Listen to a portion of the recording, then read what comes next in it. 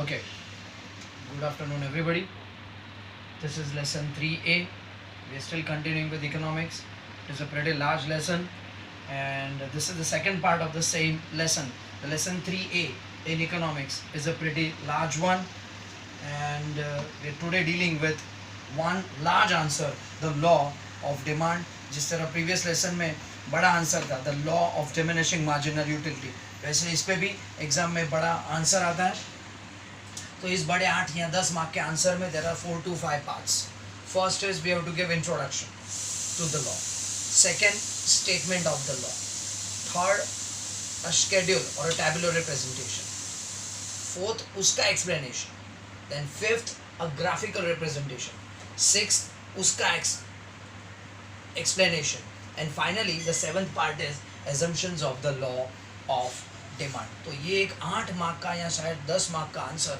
there are roughly 7 parts to it, और वो 7 parts में we may not be able to deal with everything in a 10, 12, 14 minute lecture, but I'll try to cover maximum and the core part. Beginning with the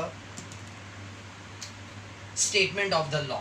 तो statement of the law कुछ नई बात नहीं है, वही है जो कल अपनी बात हुई थी. कल परसों प्रीवियस लेक्चर में, प्रीवियस वीडियो में जब ये लेसन स्टार्ट किया था, it's still the basic thing. याद रहे, ये देखो यहाँ पे, with the rise in prices the quantity demanded goes down and vice versa. With the fall in prices the quantity demanded goes up. ये बात हो गई, ये सिम्बॉलिकली अपने दिमाग में बिठा दो. That is the core part of the definition. The definition given in the textbook in the PDF file is a 3 line, 2.5 to 3 line definition, and it may not make much sense जब आप पढ़ते हो इसे, तो शायद simple English है और वही बात है जो यहाँ पे बताई गई है. Still it may not make much sense. तो मैंने क्या किया, उस definition को, that definition was given by Professor Alfred Marshall, and उस मैंने definition को 5 lines में present किया है, क्योंकि उस एक इतने बड़े सेंटेंस का मैंने 5 पार्ट्स कर दिया है, and these are the 5 to 6 parts according to Professor Alfred Marshall. Other things being equal, यानी बाकी सब अगर वैसे के वैसा ही है, there is no change in taste, fashion, there is no change in taxation policy of the government, there is no change in the choices of the people. If other things remaining equal, higher the price of a commodity, higher the price of, यानी अगर commodity का price बढ़ जाता है, smaller is the quantity demanded. Higher the price of the commodity, smaller is the quantity demanded.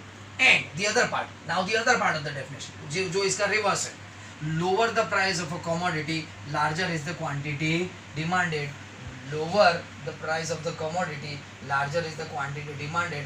This symbolic representation, ये जो symbolic representation of the statement of the law है, यहाँ पे in words है.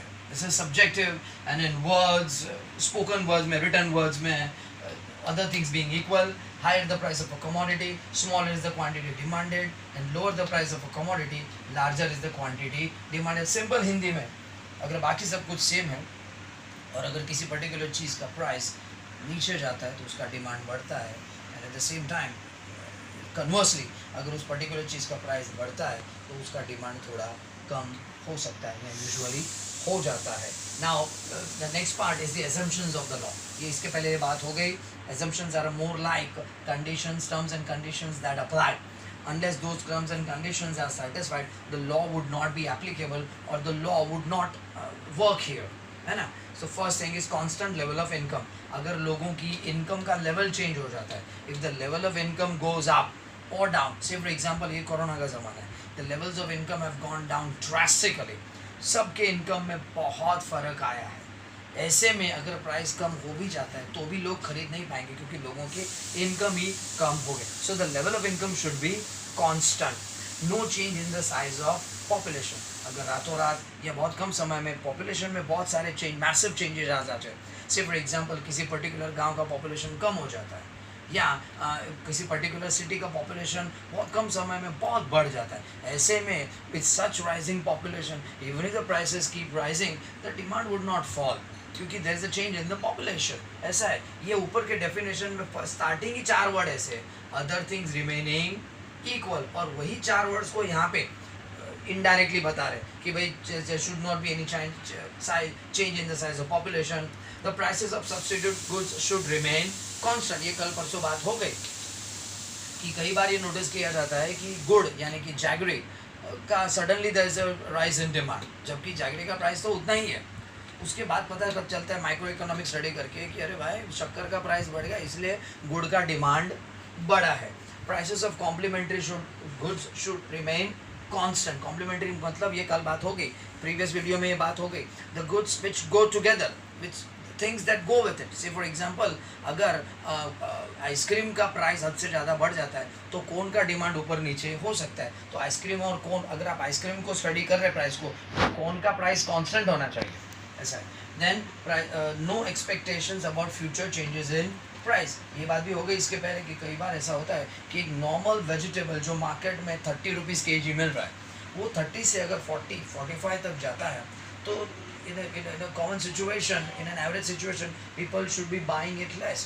लेकिन 30 से 45 होने के बाद भी लोग लेते ही जा रहे हैं, तो probably they are expecting कि ये 40-45 तक गया है, ये शायद 50-60 या डबल टिबल 70-80 तक जाने से पहले खरीद लें। एंड आयरॉनिकली वही होता है, लोग धीरज खो बैठते हैं, संयम नहीं रख पाते हैं, बढ़ते हुए प्राइसेस के टाइम पे रोकने की बजाय फर्दर एक्सपेक्ट करते हैं राइज, एंड डर के मारे वो और फर्दर खरीदते हैं। That leads to further rise कि वो 30 से 45 पे चला गया, डर के मारे लोग खरीदने लगे, there is a massive demand and that drag the price from 45 to 60। जिसका डर था वही हुआ। अगर लोगों ने संयम रखा होता तो ये दिन देखना नहीं पड़ता। No change in taste, habits, preferences, fashions etcetera. ये तो law of diminishing marginal utility में भी ये बात आई थी कि कोई चेंज नहीं होना चाहिए। वैसे यहाँ पे अगर लोगों का टेस्ट चेंज हो जाता है तो ज़माने के हिसाब से लोगों के मूवीज़ के बारे में, टीवी सीरियल के बारे में भी टेस्ट चेंज होते रहते हैं। ये change over a period of time होता है तो बात अलग है, ओवरनाइट चेंज होता है, बहुत कम समय में चेंज होता है टेस्ट, तो then it can cause problems. एक ज़माना था आज से 15-20 साल पहले जब सास बहू के सीरियल ज़्यादा चलते थे। रिसेंटली 5-7 साल में ऐसे सास बहू के सीरियल का डिमांड इतना नहीं है। आजकल तो reality shows and comedy television and net पे तो बहुत कुछ अवेलेबल होता है, तो सास बहू के सीरियल का जो डिमांड है वो बहुत कम हो गया। इन द शॉर्ट रन वो जो कुछ मैंने एग्जांपल दिया वो तो लॉन्ग रन वाला एग्जांपल है। In the short run the taste, habits and preferences should remain constant. Suddenly if that piece और suddenly if that thing or a commodity, if it goes out of fashion, so irrespective of a change in price, nobody is going to buy it. Then finally no change in the taxation policy. अगर government के taxation policy में change आ जाता है तो you wouldn't know कि what is the exact reason.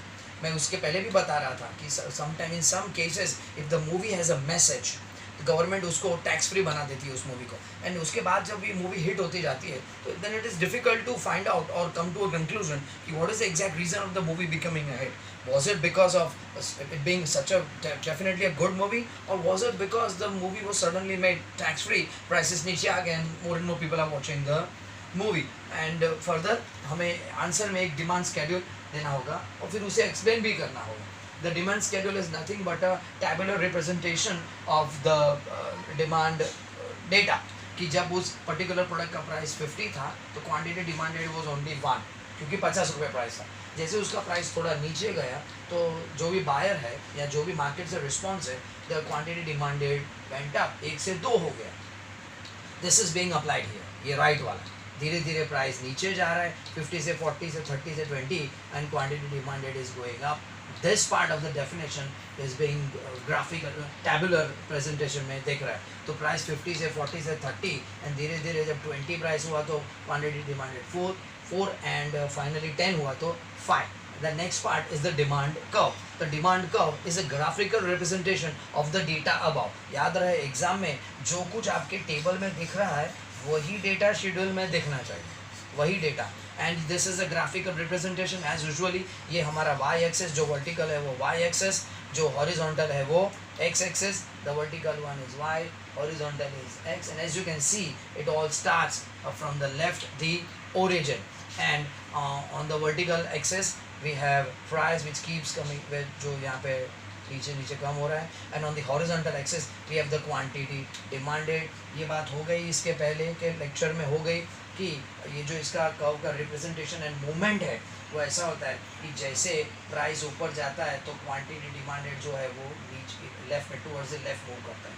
अगर price नीचे आया तो क्वांटिटी डिमांडेड जो है वो बढ़ जाता है कि जब 10 रुपया प्राइस है तो 5 पीसेस आर डिमांडेड, 20 रुपया प्राइस है तो 4 पीसेस। तो उसका जो मूवमेंट ऑन द ग्राफ है वो ऐसा होगा, ऐसा with prices coming down the quantity demanded gets extended, and if the price is going up the quantity demanded gets reduced, in the sense that ये वही है जो बात है यहाँ पे लॉ ऑफ डिमांड की बात है। इट्स द सेम, ये सिंबॉलिक रिप्रेजेंटेशन ऊपर वाला टैबुलर या स्केड्यूल में, and this is a graphical representation to the left is in words, this is in pure words clearly stated by Professor Alfred Marshall. If you look into the textbook you would find कि जो definition दिया है वो 2-2.5 line का है, and it is those are very long lines, and नीचे जाते जाते you sort of lose contact with the meaning behind the sentence being used here. तो मैंने इस definition के को 6 लाइन में, इस statement को 6 लाइन में divide कर दिया according to Professor Alfred Marshall. Other things being equal, ये पहला पार्ट है। Higher the price of a commodity, यानी commodity का प्राइस जैसे ही बढ़ते जाएगा, smaller is the quantity demanded. And this is called inverse relationship. Basically, inverse. We have so many friends, neighbors, and so-called relatives जिनका हमारे साथ का अप्रोच भी ऐसा ही होता है। जब भी हमारे साथ कुछ अच्छा होता है तो उनके चेहरे ऐसे नीचे चले जाते हैं, और जब भी हमारे साथ ऐसा कुछ बुरा होता है तो उनके चेहरे जो है वो चेहरों पे मुस्कान आ जाती है। This is called inverse relationship. We all have such kind of relatives, कहीं ना कहीं neighbors में, friends में, relatives में, close relatives और even distant relatives जिनको हम साल 2 साल में एक ही बार मिलते हैं, उनका अप्रोच भी हमारे साथ हकीकत में in theory they are related to us, but the relationship is inverse in the sense that जब भी हम खुश होते हैं तो उनके चेहरे वो दुखी हो जाते हैं, and जब भी हम दुखी होते हैं तो वो खुश हो जाते हैं।